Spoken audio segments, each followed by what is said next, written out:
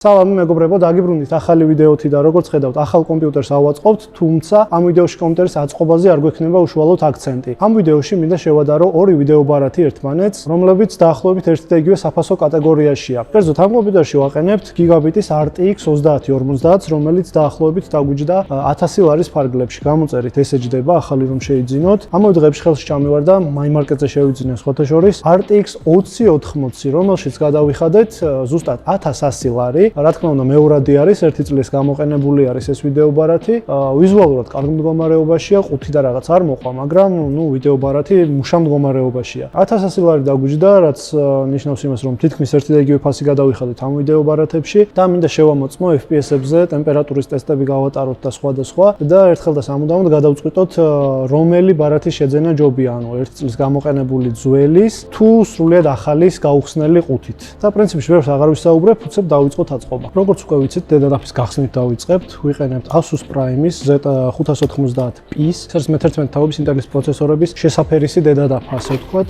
გავხსნე ამას. პრინციპში თქვენთვის უკვე ნაცნობი უნდა იყოს ეს ვიზუალი. შევთ ვიყენებ ხოლმე ამ სერიის დედადაფებს, იმიტომ რომ ფასის და ხარისხის მიმართებაში ძალიან კარგად ჯდება ეს. ესეთი ვიღაც არის. დავიწყებ ამოლაგებას იმის მხოლოდ რაც დამჭირდება. SATA დაგჭირდება აუცილებლად, იმიტომ რომ ვაყენებთ hard drives, ჩავაყენებ 4 ტერაბაიტიანს, ეს იქნება Seagate Barracuda. დაგჭირდება აუცილებლად უკანა ხუფი.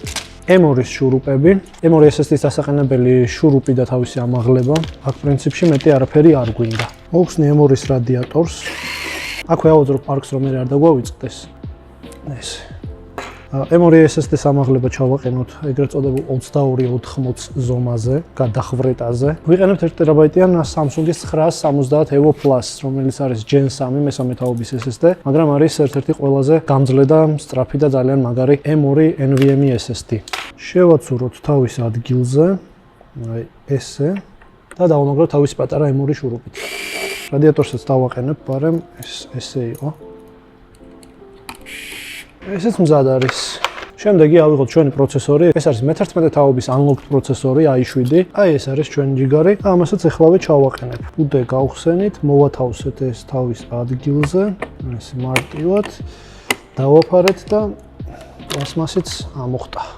ესეც ესე პროცესორიც დავაყენეთ თავის ადგილზე, ოპერატიულ მეხსიერებას ჯერჯერობით არ ჩავაყენებ, იმიტომ რომ მინდა შევამოწმო დაყენდება თუ არა ჩვენ ქეიში ზედა მხარეს წყლის გაგრილება და ხშირად თუ ზევით ვაყენებთ რადიატორს, ხელს უშლის ხოლმე ფანების მისაშურუპებლად ოპერატიული მეხსიერების მოდულები და ამიტომ მერე ჩავაყენებ ბოლოში. ამიტომ დავტოვებ დედადაფას, როგორც არის აი ამ მდგომარეობაში და დავიწყოთ უკვე ქეისის მომზადება. ქეისი არის ისევ ის Deepcool-ი, რომელშიც თუ გახსოვთ თორნიკე ანდრეაძეს OZ-ის აუწყე კომპიუტერი, ეს არის Deepcool-ის CC560, ძალიან წონა ეს ქეისი, ისევ ულტრადამ გვაქვს აღნიშნული, ისევ ამ ქეისში ავაწყობ ამ ერთ ბილდსაც და შემდეგ უკვე შევცვალოთ, მოდი სხვა ქეისში ავაწყობ. აუცილებლად ზევით ჩავსვავ იმ ვიდეოს, OZ-ის კომპიუტერის აწყობის ვიდეოს, აქ იქნება. გადადით, თუ ისაც ნანახი არ გაქვთ, აუცილებლად უყურეთ. თუ ამ დრომდე გამოწერილი არ გაქვთ ჩემი არხი, აუცილებლად უნდა გამოიწეროთ, აუცილებლად დალაიქოთ ვიდეო და კომენტარებში ვიდეოს ბოლოს დამიწერეთ თქვენი მოსაზრება აღნიშნულ კომპიუტერზე და არა მხოლოდ. ხო გამახსენდა, აქ ზევით არ ყენდება მეგობრებო 360-იანი, ეს შედარებით ვიწრო ქეისი არის, კომპაქტური და წინ მოგვიწევს დაყენება 360 მმ-იან წყლის გაგრილებას ვაყენებთ. ამიტომ წინა ფანებს მოვხსნი, აქ დავაყენებთ რადიატორს და ფანებს ავიტანთ აქეთ. რადგან ვიცი რომ წინ უნდა დავაყენო წყლის გაგრილება, უნდა მოვხსნა პირდაპირ წინა პანელიც. კაბელებს გამონთავისუფლებ, რომ ხელი არ შეგვიშალოს და შემდეგ შევკრავ უკვე, როდესაც საჭირო იქნება, როდესაც ყველაფერს გავიყვანთ იმ ადგილებზე, სადაც საჭიროა. თორე სხვანაირად ფანებს ვერც მოვხსნით პრინციპში. მოდი სანამ სხვა რაღაცებზე გადავალთ, მოვხსნი hard drive-ის გალიას და ჩავაყენებ, რომ იყოს თავის ადგილზე, ეს არაფერს არ შეუშლის ხელს. ესეც ჩვენი Seagate Barracuda. არის 4 ტერაბაიტიანი, საკმაოდ დიდი მოცულობა არის, არ ამგონია ამაზე მეტი ვინმეს დასჭირდეს. იდეაში აღნიშნულ კომპიუტერში უნდა ჩაგვეყენებინა 2 ტერაბაიტიანი, მაგრამ ცოტა დააგვიანდა კომპიუტერის ნაწილებს ჩამოსვლა და ჩემი ინიციატივით გავზარდე ორჯერ მახსოვრობა, საჩუქრად ასე ვთქვათ, გადავცემ პატრონს 4 ტერაბაიტიანს. ამის დასამაგრებელი შურუპები და ზოგადად ყველაფრის დასამაგრებელი შურუპები, რაც შეიძლება დაგჭირდეს კომპიუტერის აწყობისას და ქეის ჩაყენებისთვის, მოყვება თვითონ ქეისს. მოვათავსეთ თავის გალიას ჩვენი hard drive-ი და ჩავამაგრებთ ძალიან მარტივად. შეგვიძლია ახლა ჩავდოთ უკვე ქეისში. აი ესე. აქ სადღაც იყო მაგისი 2 ცალი შურუპი, რომლებსაც უკან დავაბრუნებთ. ეს ერთი ესეც მეორე. ვინჩესტერი თავის ადგილზე. შემდეგ დედაბარათი ჩავაყენოთ. ნუ პირველ რიგში ეს უნდა ჩავაყენოთ. ესეც ეს. უკანა სამაგრიც დაყენდა თავის ადგილზე, ეხლა დედაბარათი მივაზომოთ და მივაშურუპოთ. პრინციპში რადგან ზევით აღარ ვაყენებთ, წყლის გაგრილებას წინ ვაყენებთ, შეგვიძლია ოპერატიული მეხსიერებაც ბარემ ჩავაყენოთ დედაბარათს. გვაქვს ჩემთვის საყვარელი Corsair-ის RGB ოპერატიული მეხსიერების მოდულები, რომელიც არის EVGA RGB RS. გვექნება 4 ცალი 8 გიგაბაიტიანი, ანუ ჯამში 32 გიგაბაიტი, 3600 MHz-იანი ოპერატიულები. უნდა გავხსნოთ 4-ვე სლოტი, იმიტომ რომ 4 ცალს ვაყენებთ და მივყვებით რიგრიგობით. სამაგრები ზუსტად ამ დედაბარათის გადახრეტაზეა, 6 ცალი ყენდება, კი ბატონო, 6 ცალი ყენდება და 6-ვე აყენია. ასე რომ პირდაპირ შეგვიძლია ჩავდგათ შიგნით. ესეც ესე, მივიყვანეთ ამ მდგომარეობამდე. მოდი ახლა ჩავაყენოთ წყლის რადიატორი. გვაქვს Cooler Master-ის Master Liquid 360 მირორი. მირორს ძალიან ლამაზი ის ბლოკი აქვს, რაც უყენდება პროცესორზე, ნახავთ ახლავე. ეს ჩვენი შავი ფანები, ესეც წყლის რადიატორი. დავაყენებთ აი ასე რადიატორს, გარედან ფანებს მივალაგებთ. პრინციპში ფანები შეგვიძლია შიგნითაც ჩავალაგოთ. ხო. ფანები აჯობებს შიგნით ჩავაცუროთ თუ ჩაეტევა რადიატორს და ამ წინა პანელს შორის თუ არა და გარედან მოგვიწევს მიყენება. კი, ეტევა უპრობლემოდ. ვერ ჩავატიეთ არქტიკის გაგრილების შემთხვევაში, იმიტომ რომ არქტიკის რადიატორი არის ბევრად უფრო სქელი. აი ამ რადიატორზე იმენა Z გამოჭრილი არის რა, ახლავე გაჩვენებთ, მეორესაც ჩავაყენებ. ნახეთ, იმენა ზუსტად ეტევა ეს რადიატორი სისქეში აქ ჭრილში და ფანებიც ყენდება. ამაზე ბევრად სქელი არის არქტიკის რადიატორი, ანუ აქ ჭრილი აღარ უშვებდა რომ ფანები აქ ჩაგვიყენებინა, ამიტომ გარედან მივამაგრეთ ოზის კომპიუტერში. ეხლა ამ გრძელი შურუპებით, რითიც ყენდება ფანები, მივამაგრებთ. ჯერ მინდა პირველ რიგში ზედები დავაყენო, რომ სიმაღლე განვსაზღვრო. აი ესე ძალიან მარტივად და არხეინად უყენდება ჩვენი ფანები რადიატორს.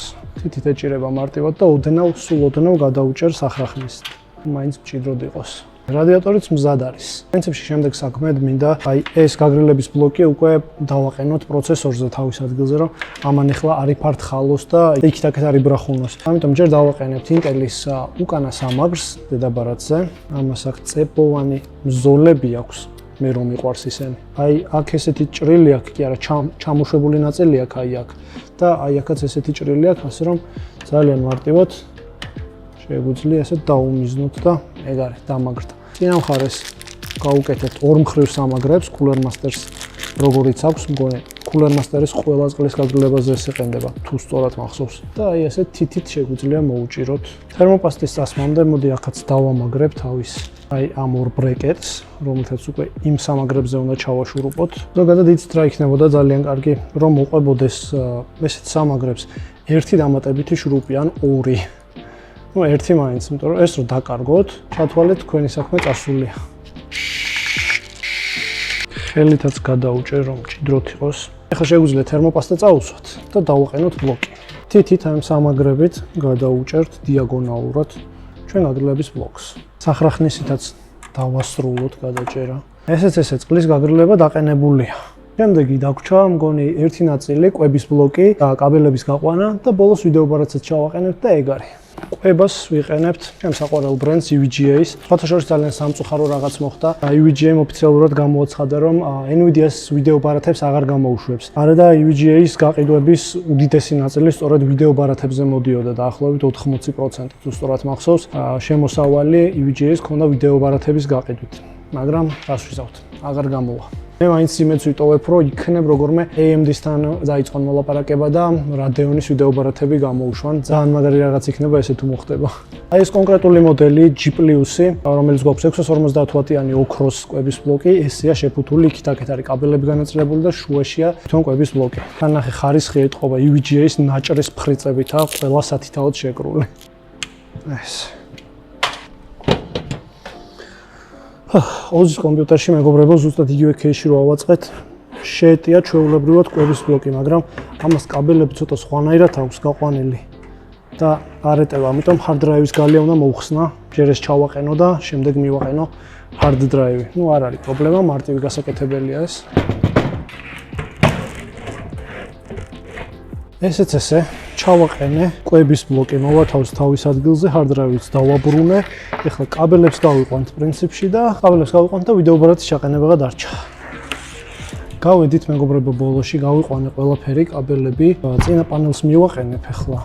აქ აქვს საკმაოდ ბევრი ნახრეტები ამ кейს და ჰაერი ჩვეულებრივ იმოძრავებს.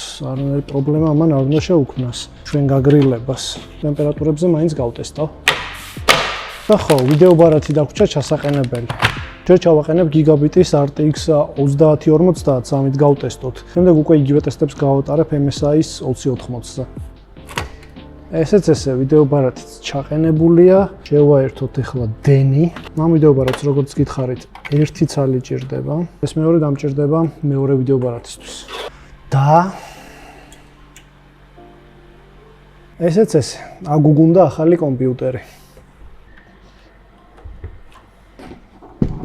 დავაყენოთ ჩვენი ულტრამაგარი მონიტორი, შევაერთებ ყველაფერს, Windows-ს ჩავწერ, გავამზადებ თამაშებს და ტესტებსაც გაჩვენებთ ახლა.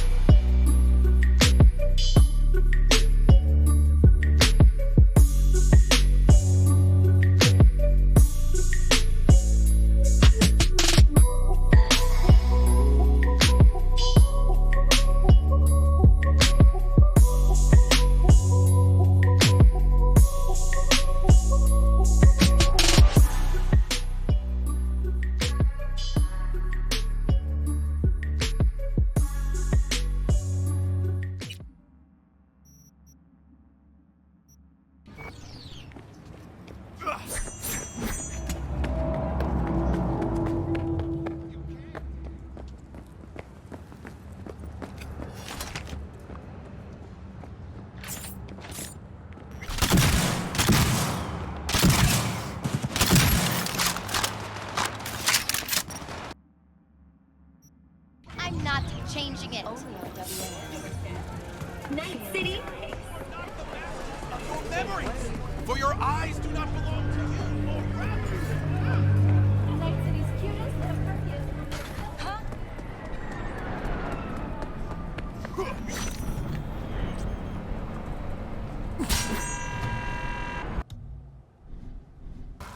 Dark out, watch it!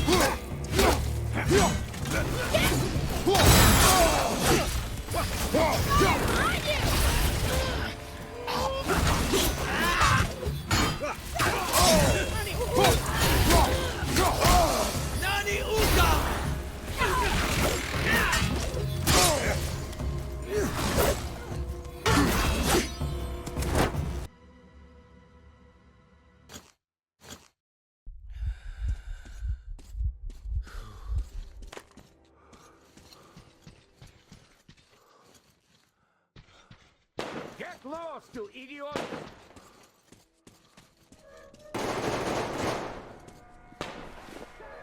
Come on, put your hands above your head! And how do you know what he wants? Much obliged!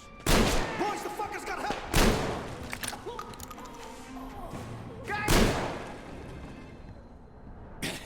I think we got all of them! Thanks for your help! Get lost, you idiot!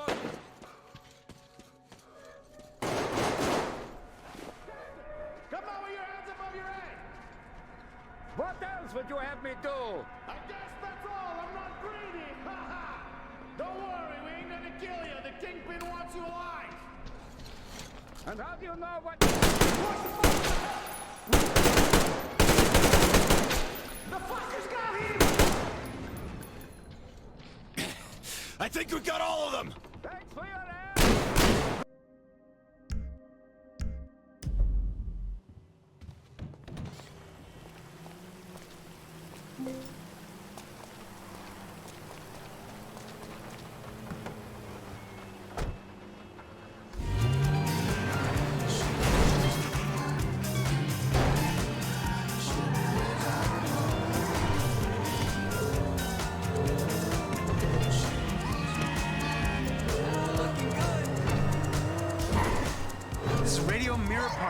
amassing nothing but music you'll want to pretend you discovered. Don't worry, your secret's safe with me. I protect my sources too, and I'm 100% locavore about everything. მოკლედ მეგობრებო, პრინციპში თავად ნახეთ ტესტების შედეგები. მიუხედავად იმისა, რომ მეც პირადად ჩემთვის, როდესაც რაღაცას ვყიდულობ კომპიუტერის ნაწილს ან ვაწყობ ჩემთვის კომპიუტერს, ყოველთვის უპირატესობას ვანიჭებ ახალ ნაწილებს და მეორადებს გამოვრიცხავ ხოლმე ფაქტობრივად. მაგრამ ამ შემთხვევაში, ვიდეო ბარათების შემთხვევაში, ვამართლებ იმას, რომ შეიძინოთ მეორადი ვიდეო ბარათები. ფასი თითქმის ერთი და იგივე არის, 100 ლარი იყო განსხვავება ამ ორ ვიდეო ბარათს შორის და მეც პირადად ახლა ჩემთვის რო ვაწყობდე და ჩემთვის ვყიდულობდე ვიდეო ბარათს, ვიყიდიდი აი ამას. თუ არის ვარიანტი ვიდეო ბარათის შემთხვევაში, მაინც ჯობია მეორადი ვიდეო ბარათი შეიძინოთ და უფრო მაღალი პერფორმანსი გქონდეთ. ნუ მეორად ვიდეო ბარათს არ გულისხმობ 1070, 1080 და 5-6-7 წლის წინანდელ ბარათებს. საუბარი მაქვს წინა და იმის წინა თაობებზე, ბოლო 2 წლის განმავლობაში გამოსულ ვიდეო ბარათებზე. დღეისათვის პრინციპში სულ ეს იყო, აუცილებლად გამოიწერეთ არხი და გააქტიურეთ ზარისღილაკი, რომ არ გამოგჩეთ ხოლმე არც ერთი ახალი ვიდეო და ველოდები კომენტარებში თქვენ აზრს, რომელ ვიდეო ბარათს აიღებდით თქვენ, RTX 2080 თუ ახალ RTX 3050. დროებით.